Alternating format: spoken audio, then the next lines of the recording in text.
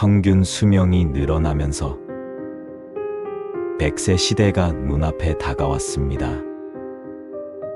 하지만 노후 대책이 마련되지 않는다면 오늘날의 장수는 축복보다 재앙에 가까운 게 현실입니다.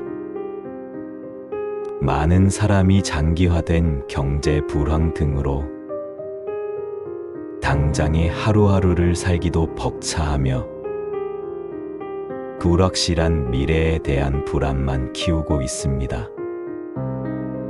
그리고 자신도 모르는 사이 사람들은 하류노인 혹은 과로노인의 반열에 오르곤 합니다. 앞이 깜깜한 노인들은 사실 젊은 시절 아이들을 물신양면으로 키운 사람들입니다. 없는 살림에도 부족함 없이 키우려 했던 그들의 노력들은 어떻게 됐을까요? 안타깝게도 자녀가 부모를 모시는 시대는 지나갔습니다. 노인들이 젊은 시절 자녀를 돌보았던 것처럼 이제는 자신을 돌봐야 하는 안타까운 현실에 직면했습니다. 그 현실을 잘 보여주는 어느 노인의 이야기를 들어보시죠. 아내를 잃고 혼자 살아가는 노인이 있었다. 젊었을 때에는 힘써 일하였지만 이제는 자기 몸조차 가누기가 힘든 노인이 되었다. 장성한 두 아들은 처자식을 먹여 살리느라 아버지를 돌보지 않았다. 어느 날 노인은 목수를 찾아가 나무 괴짝 하나를 주문하였다. 그리고 그것을 집에 가져와 그 안에 유리 조각을 가득 채우고 튼실한 자물쇠를 채웠다. 어느 날 아들이 아버지 집에 와 아버지의 침상 밑에서 못 보던 괴짝 하나를 발견했다. 아들들이 그것이 뭐냐고 물으면 노인은 신경 쓰지 말라고 말할 뿐이었다. 궁금해진 아들들은 아버지가 없는 틈을 타서 그것을 열어보려 하였지만 자물쇠로 잠겨져 있어서 안에 무엇이 들어있는지 알 수가 없었다. 그들을 더욱 궁금하게 만든 것은 괴짝을 흔들면 그 안에서 금속들이 부딪히는 소리가 나는 것이었다. 그래, 이건 아버지가 평생 모아 숨겨놓은 금덩이 아니야? 아들들은 그때부터 누구 먼저 할 것 없이 서로 아버지를 모시겠다며 이상한 요심이 넘쳤다. 그리고 얼마 뒤에 노인은 돌아가셨고 아들들은 장례를 치른 후 침이 마르도록 기다리고 기다렸던 그 궁금한 괴짝을 열어보았다. 그런데 이게 웬일인가 깨진 유리 조각만이 가득 들어있는 것이었다. 두 아들은 화를 내었다 서로 쳐다보며 소리 없이 말했다. 당했군. 그리고 괴짝을 멍하니 바라보는 동생을 향해 왜 괴짝이 탐나냐? 그럼 내가 가져라. 막내 아들은 형의 말을 들었는지 못 들었는지 한참 동안 그 자리에 서 있었다. 충격을 받은 것이었다. 적막한 시간이 지났다. 아들의 눈에 맺힌 이슬이 주르륵 흘러내렸다. 막내 아들이 그 괴짝을 집으로 옮겨왔다. 나뭇가지가 조용하려 해도 바람이 쉬지 않고, 자식이 효도하려 해도 어버이는 기다려주지 않는다. 옛글을 생각하며 아버지가 남긴 유품 하나만이라도 간직하는 것이 그나마 마지막 효도라고 생각한 것이다. 아내는 구질구질한 물건을 왜 집에 들이느냐 하며 짜증을 냈다. 그는 아내와 타협을 했다. 유리조각은 버리고 괴짝만 갖고 있기로. 괴짝을 비우고 나니 밑바닥에 편지 한 장이 들어 있었다. 막내 아들은 편지를 읽어내려가며 엉엉 소리내어 울기 시작했다. 나이 40을 넘긴 사나이의 통곡 소리에 그의 아내가 달려왔다. 아들, 딸도 달려왔다. 그 글은 이러하였다. 첫째 아들을 가졌을 때 나는 기뻐서 울었다. 둘째 아들이 태어나던 날 나는 좋아서 웃었다. 그때부터 30여 년 동안 수천 번, 아니 수만 번 그들은 나를 울게 하였고 또 웃게 하였다. 이제 나는 늙었다. 그리고 자식은 달라졌다. 나를 기뻐서 울게 하지도 않고 좋아서 웃게 하지도 않는다. 내게 남은 것은 그들에 대한 기억뿐이다. 처음엔 진주 같았던 기억이 중간엔 내 등뼈를 희귀한 기억으로, 지금은 사금팔이 깨진 유리처럼 조각난 기억만 남아있구나. 아, 내 아들들만은 나 같지 않기를. 너희들의 마지막이 나 같지 않기를. 아내와 아들, 딸도 아버지하고 소리치며 아버지의 품으로 뛰어들었다. 아내도 그의 손을 잡았다. 네 사람은 서로 부둥켜 안고 울었다. 인생은 참으로 허무합니다. 부모는 자식에게 나중에 돌려받으려고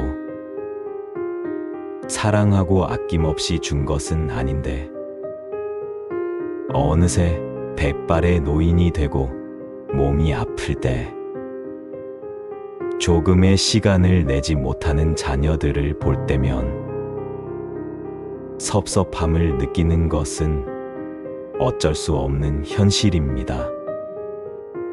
자식이 자라 스스로 부모가 되고 나면 부모라는 자리가 얼마나 힘들고 외로운 것인지 알게 되고,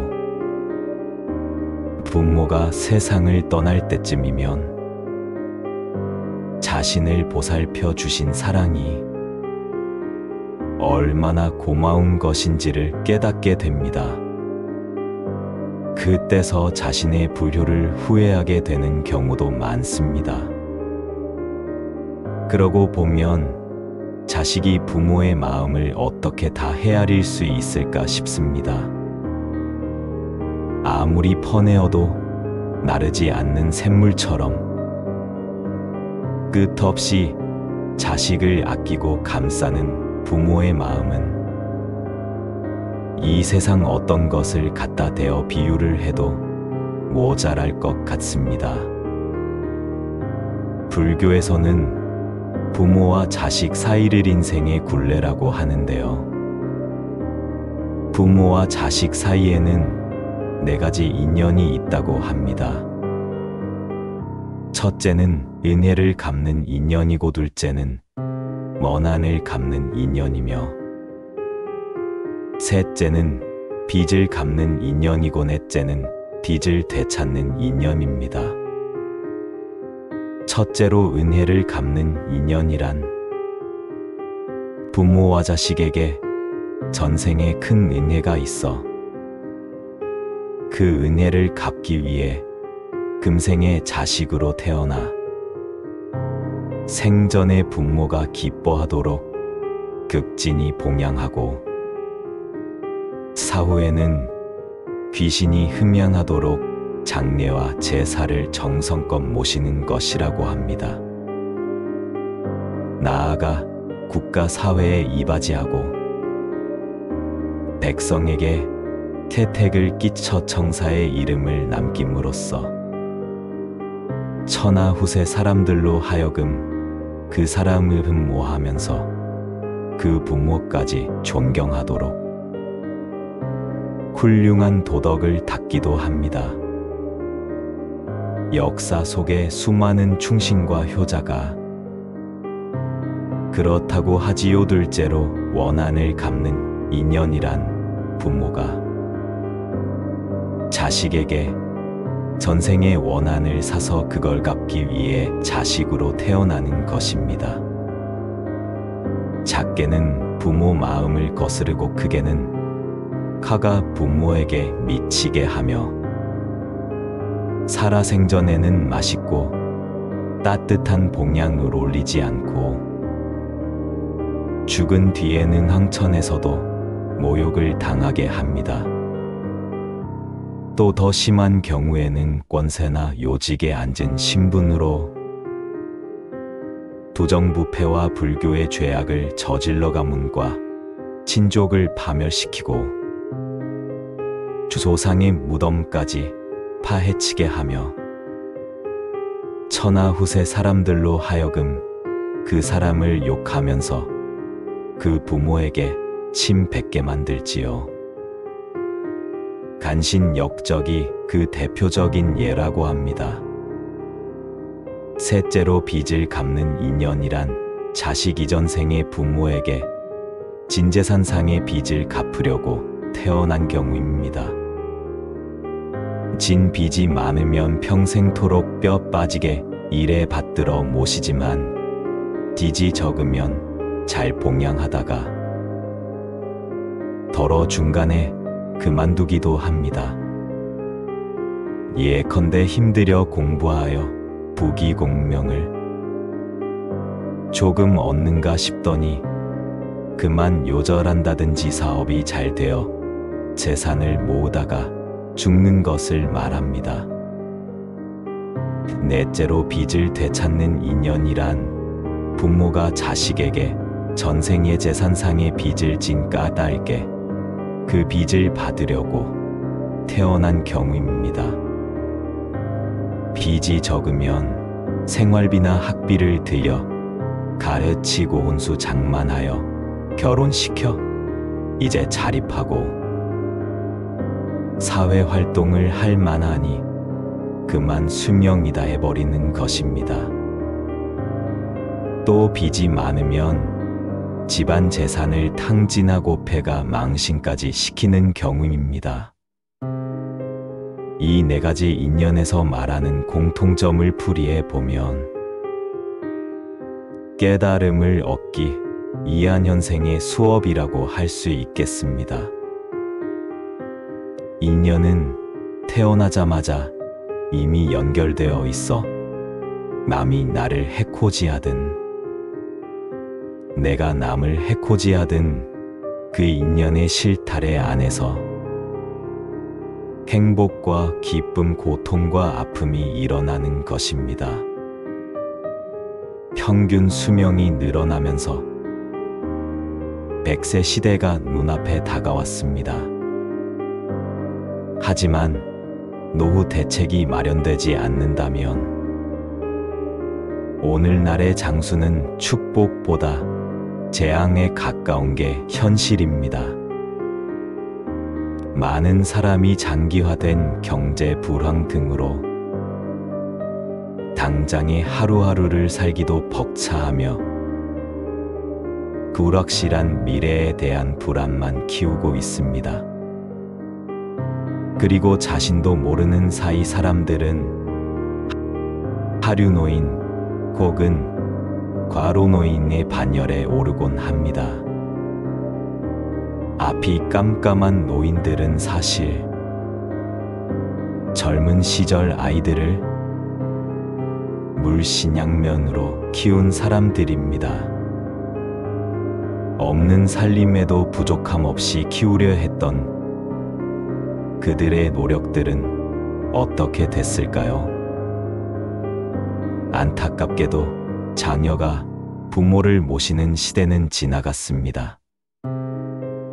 노인들이 젊은 시절 자녀를 돌보았던 것처럼 이제는 자신을 돌봐야 하는 안타까운 현실에 직면했습니다. 그 현실을 잘 보여주는 어느 노인의 이야기를 들어보시죠. 아내를 잃고 혼자 살아가는 노인이 있었다. 젊었을 때에는 힘써 일하였지만 이제는 자기 몸조차 가누기가 힘든 노인이 되었다. 장성한 두 아들은 처자식을 먹여 살리느라 아버지를 돌보지 않았다. 어느 날 노인은 목수를 찾아가 나무 궤짝 하나를 주문하였다. 그리고 그것을 집에 가져와 그 안에 유리 조각을 가득 채우고 튼실한 자물쇠를 채웠다. 어느 날 아들이 아버지 집에 와 아버지의 침상 밑에서 못 보던 궤짝 하나를 발견했다. 아들들이 그것이 뭐냐고 물으면 노인은 신경 쓰지 말라고 말할 뿐이었다. 궁금해진 아들들은 아버지가 없는 틈을 타서 그것을 열어보려 하였지만 자물쇠로 잠겨져 있어서 안에 무엇이 들어있는지 알 수가 없었다. 그들을 더욱 궁금하게 만든 것은 궤짝을 흔들면 그 안에서 금속들이 부딪히는 소리가 나는 것이었다. 그래, 이건 아버지가 평생 모아 숨겨놓은 금덩이 아니야? 아들들은 그때부터 누구 먼저 할 것 없이 서로 아버지를 모시겠다며 이상한 요심이 넘쳤다. 그리고 얼마 뒤에 노인은 돌아가셨고 아들들은 장례를 치른 후 침이 마르도록 기다리고 기다렸던 그 궁금한 궤짝을 열어보았다. 그런데 이게 웬일인가 깨진 유리 조각만이 가득 들어있는 것이었다. 두 아들은 화를 내었다 서로 쳐다보며 소리 없이 말했다. 당했군. 그리고 궤짝을 멍하니 바라보는 동생을 향해 왜 궤짝이 탐나냐? 그럼 내가 가져라.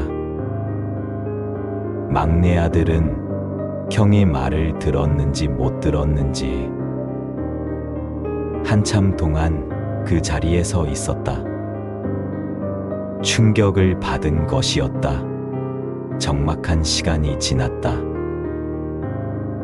아들의 눈에 맺힌 이슬이 주르륵 흘러내렸다. 막내 아들이 그 궤짝을 집으로 옮겨왔다. 나뭇가지가 조용하려 해도 바람이 쉬지 않고 자식이 효도하려 해도 어버이는 기다려주지 않는다. 옛글을 생각하며 아버지가 남긴 유품 하나만이라도 간직하는 것이 그나마 마지막 효도라고 생각한 것이다. 아내는 구질구질한 물건을 왜 집에 들이느냐 하며 짜증을 냈다. 그는 아내와 타협을 했다. 유리 조각은 버리고 궤짝만 갖고 있기로. 괴짝을 비우고 나니 밑바닥에 편지 한 장이 들어 있었다. 막내 아들은 편지를 읽어내려가며 엉엉 소리내어 울기 시작했다. 나이 40을 넘긴 사나이의 통곡 소리에 그의 아내가 달려왔다. 아들, 딸도 달려왔다. 그 글은 이러하였다. 첫째 아들을 가졌을 때 나는 기뻐서 울었다. 둘째 아들이 태어나던 날 나는 좋아서 웃었다. 그때부터 30여 년 동안 수천 번 아니 수만 번 그들은 나를 울게 하였고 또 웃게 하였다. 이제 나는 늙었다. 그리고 자식은 달라졌다. 나를 기뻐서 울게 하지도 않고 좋아서 웃게 하지도 않는다. 내게 남은 것은 그들에 대한 기억뿐이다. 처음엔 진주 같았던 기억이 중간엔 내 등뼈를 희귀한 기억으로 지금은 사금팔이 깨진 유리처럼 조각난 기억만 남아있구나. 아, 내 아들들만은 나 같지 않기를. 너희들의 마지막이 나 같지 않기를. 아내와 아들, 딸도 아버지하고 소리치며 아버지의 품으로 뛰어들었다. 아내도 그의 손을 잡았다. 네 사람은 서로 부둥켜 안고 울었다. 인생은 참으로 허무합니다.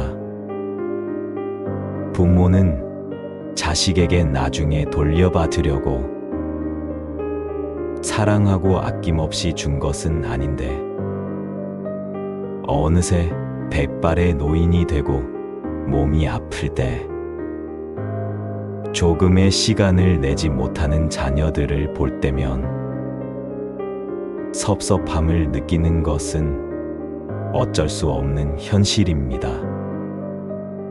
자식이 자라 스스로 부모가 되고 나면 부모라는 자리가 얼마나 힘들고 외로운 것인지 알게 되고 부모가 세상을 떠날 때쯤이면 자신을 보살펴 주신 사랑이 얼마나 고마운 것인지를 깨닫게 됩니다.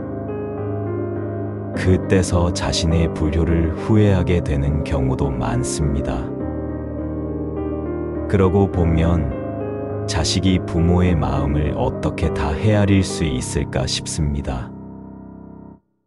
아무리 퍼내어도 마르지 않는 샘물처럼 끝없이 자식을 아끼고 감싸는 부모의 마음은 이 세상 어떤 것을 갖다 대어 비유를 해도 모자랄 것 같습니다. 불교에서는 부모와 자식 사이를 인생의 굴레라고 하는데요. 부모와 자식 사이에는 4가지 인연이 있다고 합니다. 첫째는 은혜를 갚는 인연이고 둘째는 원한을 갚는 인연이며 셋째는 빚을 갚는 인연이고 넷째는 빚을 되찾는 인연입니다. 첫째로 은혜를 갚는 인연이란 부모와 자식에게 전생에 큰 은혜가 있어 그 은혜를 갚기 위해 금생의 자식으로 태어나 생전에 부모가 기뻐하도록 극진히 봉양하고 사후에는 귀신이 흠양하도록 장례와 제사를 정성껏 모시는 것이라고 합니다. 나아가 국가 사회에 이바지하고 백성에게 태택을 끼쳐 청사의 이름을 남김으로써 천하후세 사람들로 하여금 그 사람을 흠모하면서 그 부모까지 존경하도록 훌륭한 도덕을 닦기도 합니다. 역사 속에 수많은 충신과 효자가 그렇다고 하지요. 둘째로 원한을 갚는 인연이란 부모가 자식에게 전생의 원한을 사서 그걸 갚기 위해 자식으로 태어나는 것입니다. 작게는 부모 마음을 거스르고 크게는 카가 부모에게 미치게 하며 살아생전에는 맛있고 따뜻한 봉양을 올리지 않고 죽은 뒤에는 황천에서도 모욕을 당하게 합니다. 또 더 심한 경우에는 권세나 요직에 앉은 신분으로 부정부패와 불교의 죄악을 저질러 가문과 친족을 파멸시키고 조상의 무덤까지 파헤치게 하며 천하후세 사람들로 하여금 그 사람을 욕하면서 그 부모에게 침 뱉게 만들지요. 간신역적이 그 대표적인 예라고 합니다. 셋째로 빚을 갚는 인연이란 자식 이전 생의 부모에게 진재산상의 빚을 갚으려고 태어난 경우입니다. 진 빚이 많으면 평생토록 뼈 빠지게 일에 받들어 모시지만 빚이 적으면 잘 봉양하다가 덜어 중간에 그만두기도 합니다. 예컨대 힘들여 공부하여 부귀공명을 조금 얻는가 싶더니 그만 요절한다든지 사업이 잘 되어 재산을 모으다가 죽는 것을 말합니다. 넷째로 빚을 되찾는 인연이란 부모가 자식에게 전생의 재산상의 빚을 진 까닭에 그 빚을 받으려고 태어난 경우입니다. 빚이 적으면 생활비나 학비를 들여 가르치고 혼수 장만하여 결혼시켜 이제 자립하고 사회활동을 할 만하니 그만 수명이다 해버리는 것입니다. 또 빚이 많으면 집안 재산을 탕진하고 패가 망신까지 시키는 경우입니다. 이 네 가지 인연에서 말하는 공통점을 풀이해 보면 깨달음을 얻기 위한 현생의 수업이라고 할 수 있겠습니다. 인연은 태어나자마자 이미 연결되어 있어 남이 나를 해코지하든 내가 남을 해코지하든 그 인연의 실타래 안에서 행복과 기쁨, 고통과 아픔이 일어나는 것입니다.